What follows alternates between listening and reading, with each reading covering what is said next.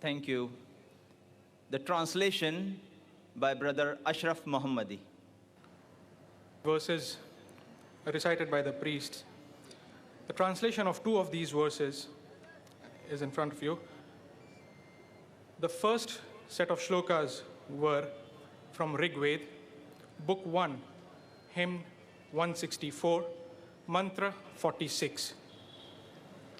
It reads, God is one, but the wise call him by various names to denote his different attributes. They call him Indra, God of supreme power or Lord of the world; Mitra, the friend of all; Varuna, the most desirable supreme being; Agni, the all-knowing supreme leader; Divya, the shining one; and Garutman, the mighty universal spirit. The rishis describe the one being in various ways, calling him Agni, self-refulgent one; Yama, the ordainer of the world; and Matarishwan, the life energy of the universe. The next shlok was from Yajurved, chapter 40, verse 1. It says, enveloped by the Lord must be this, each thing that moves on earth. With that renounced, enjoy yourself, covet not wealth of any man. Thank you. Dear brothers and sisters, Assalamu alaikum. May peace be on you. I, Dr. Muhammad Naik, am your host and coordinator for this evening's program. I welcome each one of you to this momentous event, an event with a difference, the difference being similarities between Hinduism and Islam. It's perhaps for the first time in the history of modern India that we are holding a talk of such vital relevance. A talk that attempts to bring to common terms the followers of these great nations, two major religions, Hinduism and Islam. An educative talk that will try to dispel misconceptions and promote understanding about the common teachings of Hinduism and Islam. My school principal had once told me, the law of the jungle is kill or be killed. But the law of life is live and let live. It's a tragedy. So many of us choose to live by the law of the jungle. We choose blind hate over compassion and understanding, fallible falsehood over transparent truth. It's sad we cannot live together amicably many a times. Understand our similarities, learn to live with our differences. No wonder somebody once remarked, men will wrangle for religion, fight for it, die for it, anything but live for it. Tonight, like brothers in humanity, let's learn to live and let live. But this is possible only if we understand each other's perspectives, beliefs, and religions. Surprisingly, both Hinduism, with its 850 million followers, and Islam, with its 1,300 million followers, remain mysteries in the minds of many. Tonight, we have before us the internationally acclaimed orator on comparative religion, Dr. Zakir Naik. Dr. Zakir is a medical doctor. His critical analysis and convincing answers are founded on fact, since he quotes verbatim from various religious scriptures like the Noble Quran, the Holy Bible, and the ancient Vedas. In the last 7 years, Dr. Zakir has delivered more than 700 public speeches in various countries worldwide, including the USA, Canada, UK, Saudi Arabia, UAE, South Africa, Australia, Singapore, Malaysia, Hong Kong, and Guyana in South America, in addition to numerous public talks in India. He appears regularly on many international TV channels in over 150 countries. This evening, he would be highlighting the similarities between Hinduism and Islam before us. May I present before you all, brothers and sisters in humanity, Dr. Zakir Naik.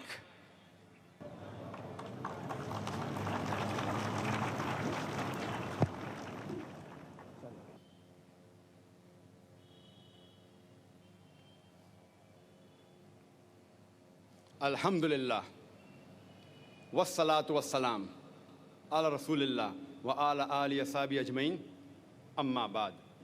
A'udhu billahi minash shaitanir rajim, bismillahir rahmanir rahim. Kul, ya ahlal kitab, ta'alaw ila qalmatin sawa'in baynana baynakum, alla na'buda illallah, wa la nushrika bihi shay'an, wa la yattakhidha ba'duna ba'dan arbaban min dunillah, fa in tawallaw, faqulu ashhadu bi anna muslimun. رب اشرح لي صدري ويسر لي امري واحلل عقدة من لساني يفقهوا قولي. My respected elders and my dear brothers and sisters, I welcome all of you with the Islamic greetings. Assalamu alaikum wa rahmatullahi wa barakatuh. May peace, mercy and blessings of Allah subhanahu wa ta'ala, of Almighty God, be on all of you. The topic of this evening's talk is similarities between Hinduism and Islam. I started my talk by quoting a verse from the glorious Quran, from Surah Al-Imran, chapter number 3, verse number 64, which says, Kul ya ahlal kitab, say, O people of the book, ta'alaw ila qalmatin sawa'in baynana baynakum, come to common terms as between us and you. Which is the first term? Allah na'buda illallah, that we worship none but one Almighty God. Wala nushrika bihi shay'an, that we associate no partners with Him. Wala yattakhidha ba'duna ba'dan arbaban min dunillah, that we erect not among ourselves lords and patrons other than Allah. Fa in tawallaw, if then they turn back, faqulu shahadu, say ye bear witness, bi anna muslimun, that we are Muslims bowing our will to Allah subhanahu wa ta'ala. This verse, though it specifically refers to the Ahl Kitab, to the Jews and Christians, in general, it can be used for people of different faiths. And according to me, it is the best verse that can be used while speaking with different kinds of people. It says, Ta'alaw ila qalmatin sawa'in baynana baynakum, come to common terms as between us and you. Which is the first term? Allah na'budu illallah, that we worship none but one Almighty God. Wala nushrika bihi shay'an, that we associate no partners with Him. Wala yattakhiza ba'duna ba'dan arbaban min dunillah, that we erect not among ourselves lords and patrons other than one Almighty God. It is not appropriate to try and understand a particular religion by trying to observe the followers of that religion. Because many a times, the followers, they themselves are not aware about the teaching of their religion. Therefore, the best and the most appropriate method of trying to understand any religion is to try to understand the authentic sources of that religion, the authentic scriptures of that religion.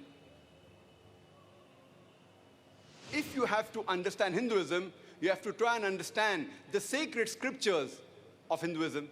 The most sacred are the Vedas. And the shlokas were recited from these scriptures. That is supplemented by the Upanishads, by the Itihas, Ramayana, Mahabharata, Bhagavad Gita, by the Puranas, Manusmriti, etc.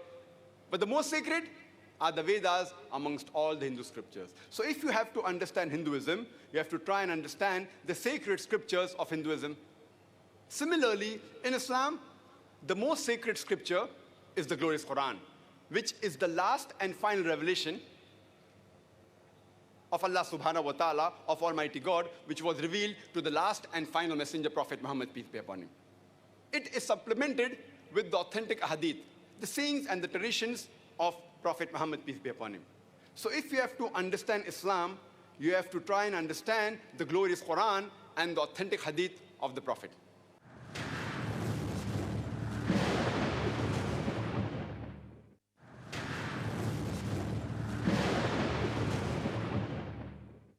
Let's understand the definition of the word Hindu. Hindu is a geographical definition which refers to the people living beyond the river Sindhu, or the people living in the land watered by river Indus.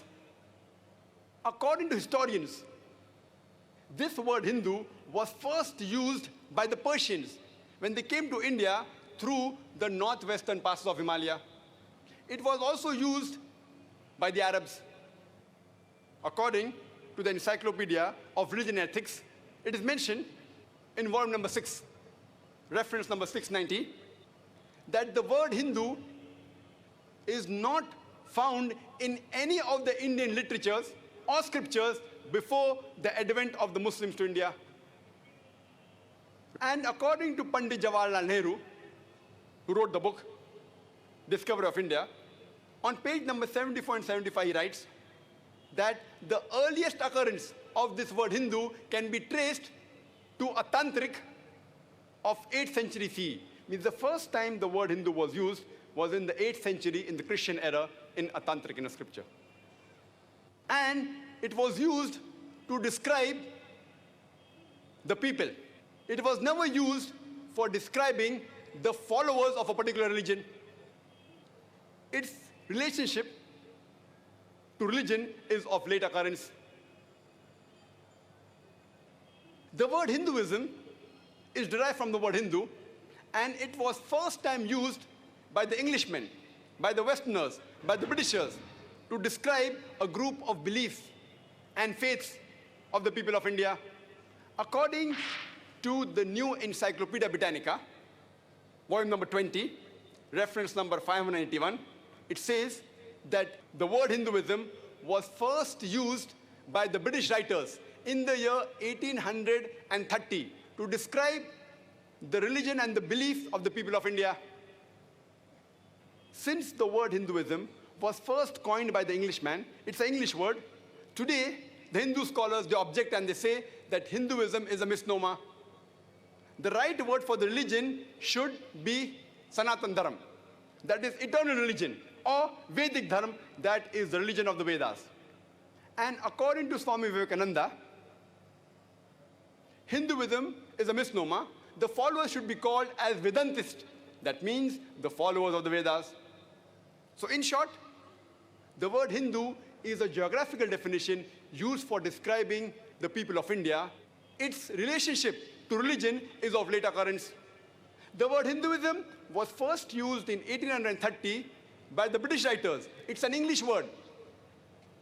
And the word Sanatan Dharma, Vedic Dharma, and Vedantist is more appropriate, but these two are nowhere to be found in any Indian scriptures. All these words have come into existence in the past 2 centuries. Let's understand the definition of the word Islam. Islam comes from the word Salm, which means peace.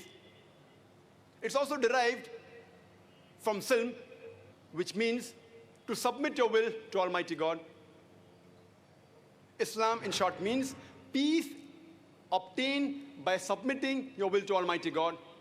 And anyone who submits his will to Almighty God, he is called as a Muslim. This word, Islam, occurs in various places in the Quran, as well as authentic hadith of Prophet Muhammad ﷺ, including the word Islam occurs in Surah Baqarah, chapter number 2, verse number 208. And the word Muslim occurs in several places in the Quran and the Hadith, including Surah Al-Imran, chapter 3, verse 64.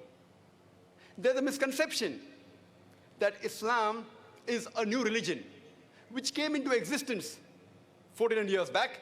And Prophet Muhammad, peace be upon him, he was the founder of this religion of Islam.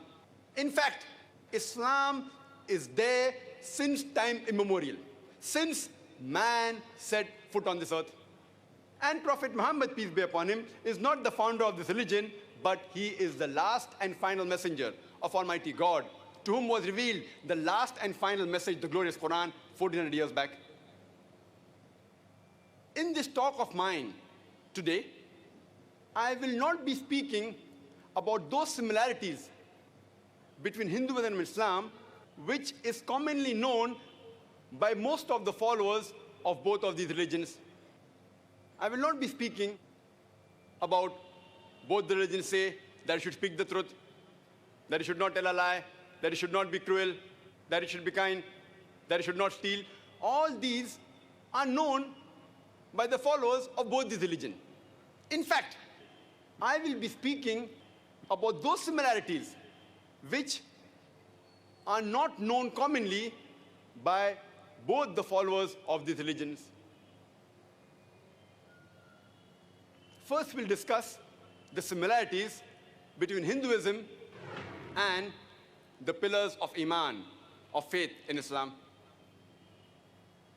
Allah says in the Quran, in Surah Baqarah, chapter number 2, verse number 177, Allah says that it is not righteousness that you turn your face to the east or west, but it is righteousness that you believe in Allah, you believe in the last day, that you believe in His angels, His books, and His messengers. There's a hadith which is mentioned in Sahih Muslim, volume number 1, in the book of Iman, chapter number 2, hadith number 6. A person approaches the Prophet and asks him, what is Iman? And the Prophet replies, Iman is believing in Allah, in God, in His angels, His books, His meeting, His messengers, in the resurrection, that's life after death, and in Qadar, that is destiny. So basically, there are 6 pillars of Iman in Islam. The first is believing in God. Second is believing in His angels. Third is believing in His books. Fourth is believing in His messengers. Fifth is believing in resurrection, that is hereafter, that is life after death. And sixth is believing in Qadar, that is destiny. First, we'll discuss what Hinduism has to say about the first pillar, concept of God.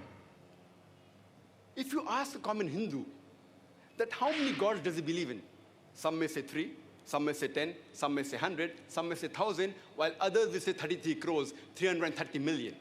But if you ask this question to a learned Hindu who's well versed with the scriptures, he will tell you that the Hindus should actually believe and worship only one Almighty God.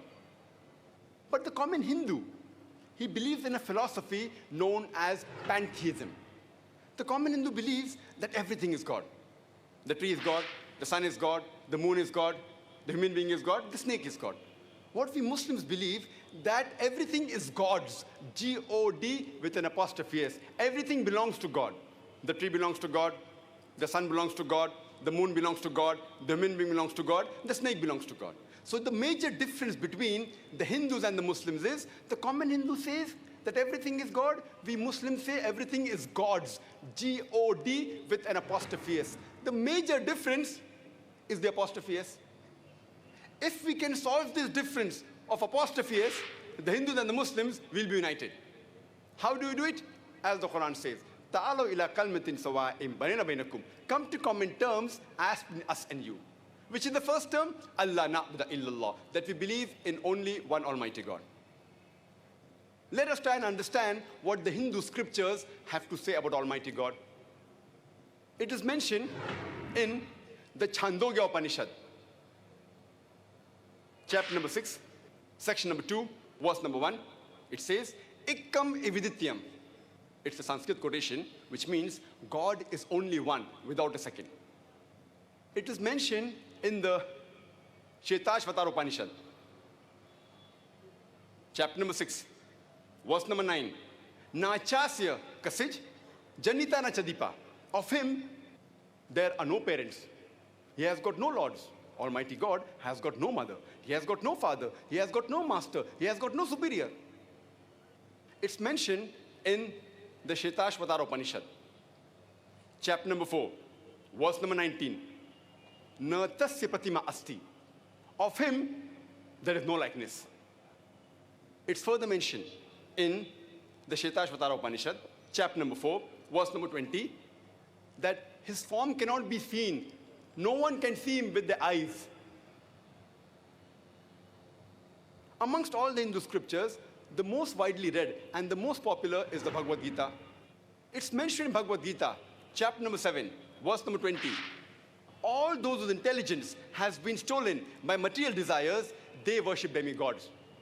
Which means all materialistic people, they worship demigods. That is the false gods besides the one true Almighty God. It's further mentioned in Bhagavad Gita,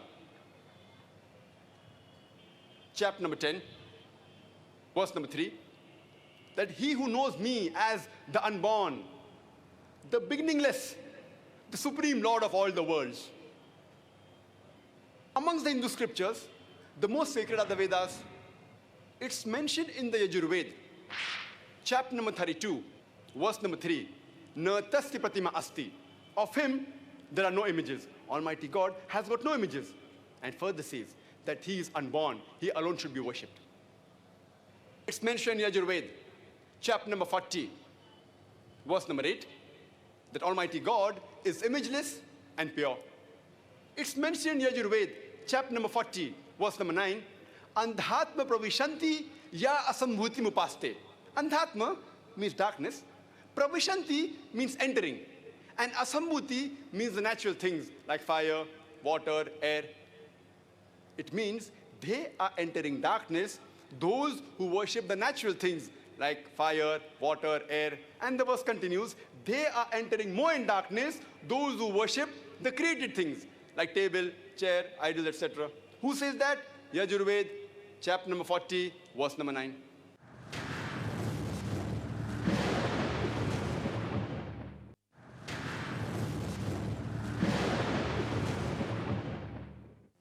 It's further mentioned in the Atharva Ved, book number 20, hymn number 58, verse number 3, Dev Maha Asi. Verily great is Almighty God. And amongst the Hindu scriptures, the most sacred are the Rig Veda. It is mentioned in Rig Veda, book number 1, hymn number 164, verse number 46, the shlokas which were recited by the respected Pandits. It says, Ekkam Sat Vipra Bahuda Avedante. Ekkam Sat Vipra Bahuda Vedante. Which means truth is one, God is one. Sages call him by various names. And the same message repeated in Rig Veda, book number 10, hymn number 114, verse number 5, that God is one, but sages call him by a variety of names. And in Rig Veda alone, in book number 2, hymn number 1, there are no less than 33 different attributes given to Almighty God, many of which were recited by the respected Pandits. One amongst them, in Rig Veda, book number 2, hymn number 1, verse number 3, is Brahma. Brahma is called the creator. We Muslims have got no objection if someone calls Almighty God as Khalik or the creator. But if someone says the creator is Almighty God who has got 4 heads and on each head is a crown, we Muslims take strong exception to it. Moreover, you are going against Shetashvatar Upanishad, chapter number 4, verse number 19, which says, Na tasya pratima asti. Of him, there is no likeness. Another attribute given in Rig Veda, book number 2, hymn number 1, verse number 3, is Vishnu. Vishnu is called the sustainer, the cherisher. If you translate into Arabic, it is somewhat similar to Rabb. We Muslims have got no objection if someone says Almighty God is Rabb, or sustainer, or cherisher. But if someone says sustainer is Almighty God, who has got 4 hands, one of his right hand is the disc, is the chakra, the other hand he has the conch, he's traveling on the bird by the name of Garuda, or reclining on a couch of snakes, we Muslims take strong objection to it. Moreover, you are going against Yajurved, chapter number 32, verse number 3, which says, Na tasya pratima asti. Of him, there are no images. If you read Rig Veda, all these descriptions are not given. The attributes are given. That Almighty God is creator, He's sustainer, He's cherisher. We have no objection with attribute. But these images are not given because it is mentioned in the Vedas that Almighty God has got no images. It's further mentioned in Rig Veda, book number 8, hymn number 1, verse number 1, Mach Danadi Sansad. Mach Danadi Sansad, which means do not worship anyone except the one God. It's mentioned in Rig Veda, book number 6, hymn number 45, verse number 16.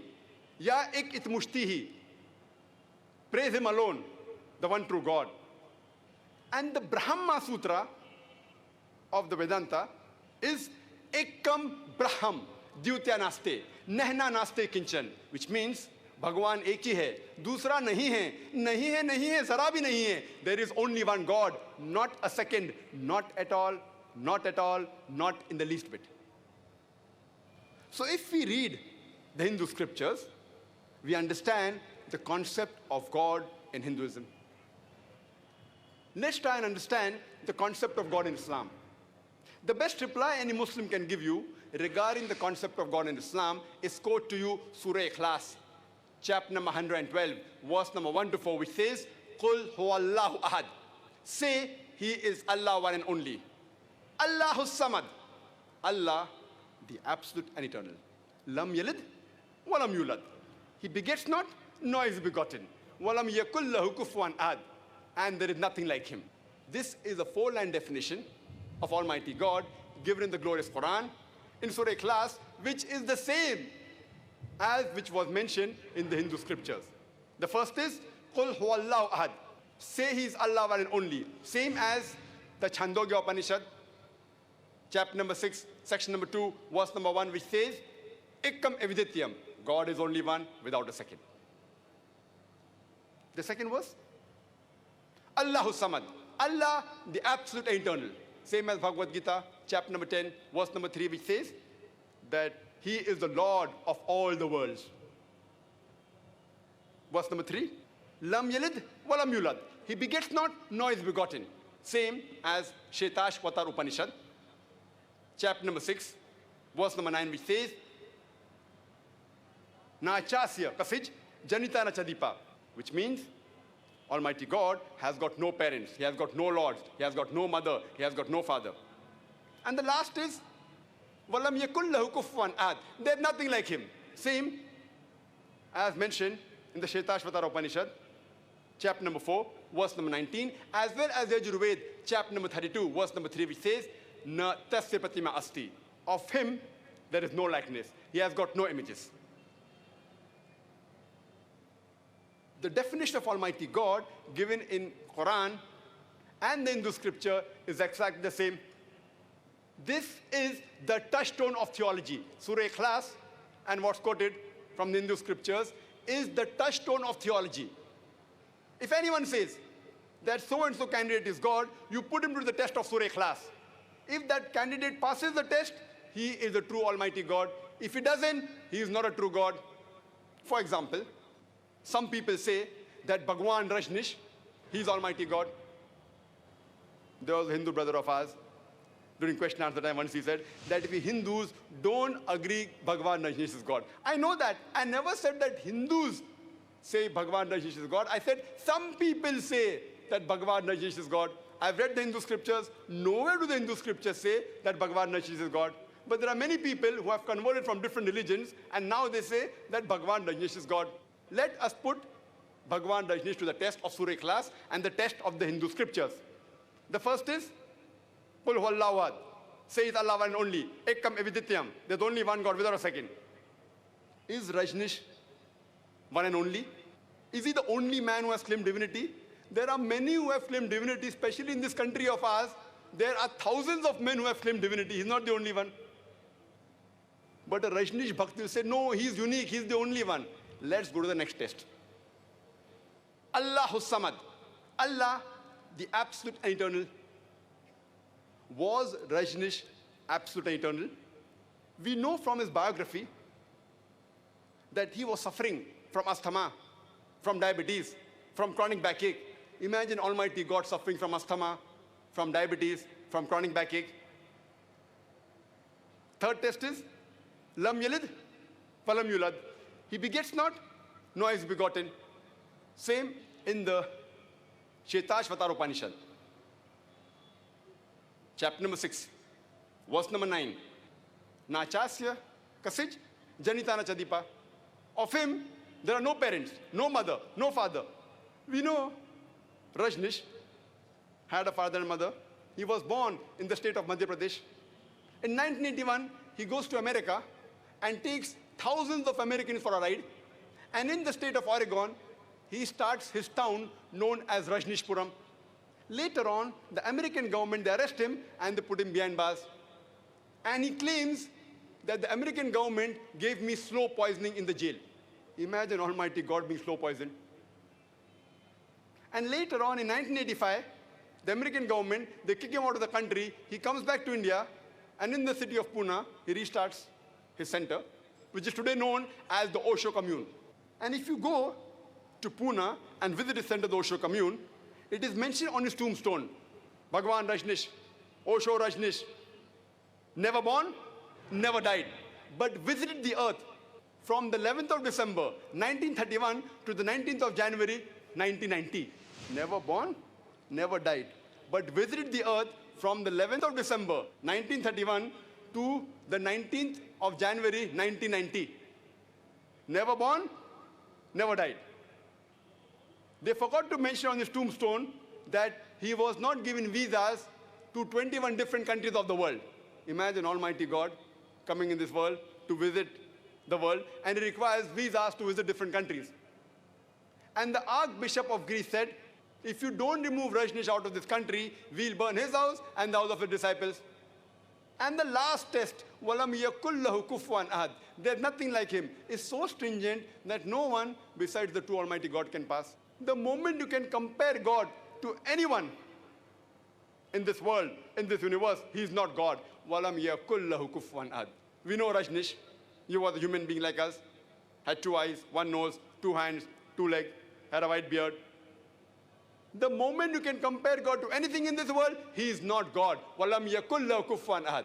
For example, if someone says that Almighty God is 1,000 times stronger than Arnold Schwarzenegger. You might have heard the name of Arnold Schwarzenegger, the person who got the title Mr. Universe, Mr. World, the strongest man in the world, the strongest man in the universe. If someone says that Almighty God is 1,000 times stronger than Arnold Schwarzenegger, the moment you can compare God to anyone, whether it be Arnold Schwarzenegger, whether it be Dara Singh, or whether it be King Kong, whether it be 1,000 times, or whether it be 1,000,000 times, the moment you can compare God to anything in this world, he is not God. وَلَمْ يَكُلْ لَهُ كُفُوًا أَحَدٌ. There's nothing like him.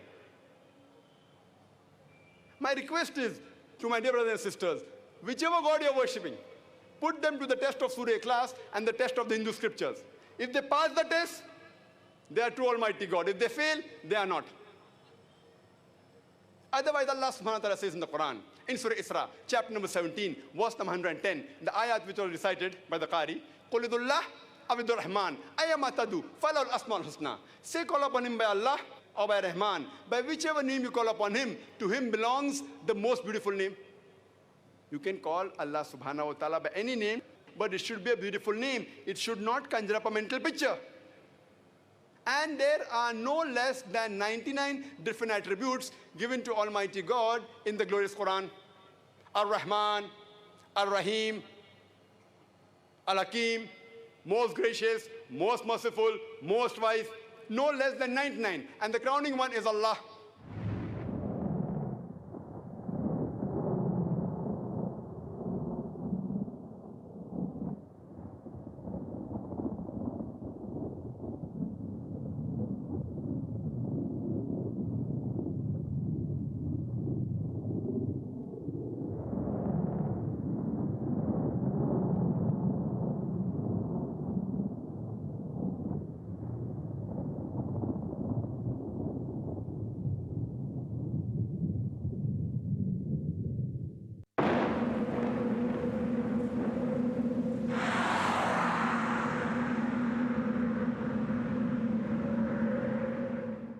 Scientists are not eliminating God, they're eliminating models of God. You learn Sanskrit, go back to your scriptures, go back to your Vedas and realize that God is one. Division in Islam is prohibited. We understand the concept of God in Hinduism. Quran is the most positive book. Every day, more than 3,000 fetuses are being aborted in India after they identified that they're females. According to the statistics of 1996, US Department of Justice, 2,713 women are being raped every day. Every 32 seconds, one woman is being raped. I've been raped in US until the time I'm here. Islam has the solutions to the problems of the West.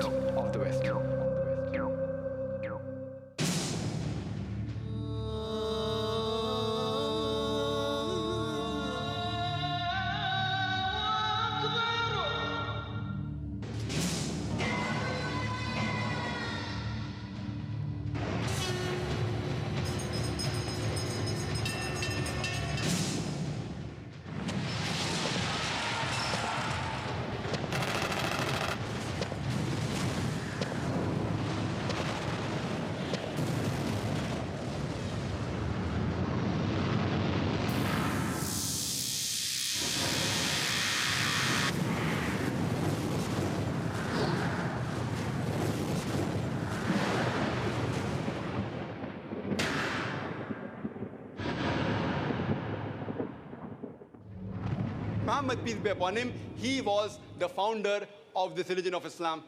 In fact, Islam is there since time immemorial, since man set foot on this earth.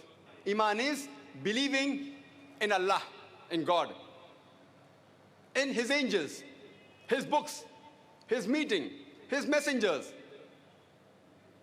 in the resurrection, that's life after death, and in Qadar, that is destiny. Ekam Braham Dyutya Naste, Nehna Naste Kinchan, which means Bhagwan ek hi hai, dusra nahi hai, nahi hai, nahi hai, zara bhi nahi hai. There is only one God, not a second, not at all, not at all, not in the least bit. So the major difference between the Hindus and the Muslims is, the common Hindu says that everything is God, we Muslims say everything is God's, G-O-D with an apostrophe S. The major difference is the apostrophe S. If we can solve this difference of apostrophe S, the Hindus and the Muslims will be united. In Rig Ved alone, in book number 2, hymn number 1, there are no less than 33 different attributes given to Almighty God, many of which were recited by the respected Pandits. One amongst them, in Rig Ved, book number 2, hymn number 1, verse number 3, is Brahma. Brahma is called the creator. If you translate into Arabic, it means Khalik. We Muslims have got no objection if someone calls Almighty God as Khalik or the creator. But if someone says the creator is Almighty God who has got 4 heads and on each head is a crown. We Muslims take strong exception to it. Moreover, you're going against Shetashvatar Upanishad, chapter number 4, verse number 19, which says, Na tasya pratima asti. Of him, there is no likeness. Another attribute given in Rig Veda, book number 2, hymn number 1, verse number 3, is Vishnu. Vishnu is called the sustainer, the cherisher. If you translate into Arabic, it is somewhat similar to Rabb. We Muslims have got no objection if someone says Almighty God is Rabb, or sustainer, or cherisher. But if someone says sustainer is Almighty God, who has got 4 hands, one of his right hand is the disc, is the chakra, the other hand he has the conch, he's traveling on the bird by the name of Garuda, or reclining on a couch of snakes, we Muslims take strong objection to it. Moreover, you are going against Yajurved, chapter number 32, verse number 3, which says, Na tasya pratima asti. Of him, there are no images. If you read Rig Veda, all these descriptions are not given. The attributes are given. That Almighty God is creator, He's sustainer, He's cherisher. We have no objection with attribute. But these images are not given because it is mentioned in the Vedas that Almighty God has got no images. It's further mentioned in Rig Veda, book number 8, hymn number 1, verse number 1, Ma chidanadi sansad. Ma chidanadi sansad, which means do not worship anyone except the one God.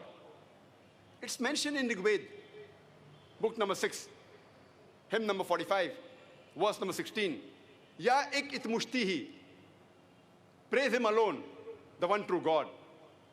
And the Brahma Sutra of the Vedanta is Ekam Braham Dyutya Naste, Nehna Naste Kinchan, which means Bhagwan एक ही है, दूसरा नहीं है, नहीं है, नहीं है, जरा भी नहीं है. There is only one God, not a second, not at all, not at all, not in the least bit. So if we read the Hindu scriptures, we understand the concept of God in Hinduism. Let's try and understand the concept of God in Islam. The best reply any Muslim can give you regarding the concept of God in Islam is quote to you Surah Ikhlas, chapter number 112, verse number 1 to 4, which says, Qul huwallahu ahad. Say, He is Allah one and only. Allahu samad. Allah, the absolute and eternal. Lam yalid, walam yulad. He begets not, nor is begotten. Walam yakul lahu kufuwan ahad. And there is nothing like him.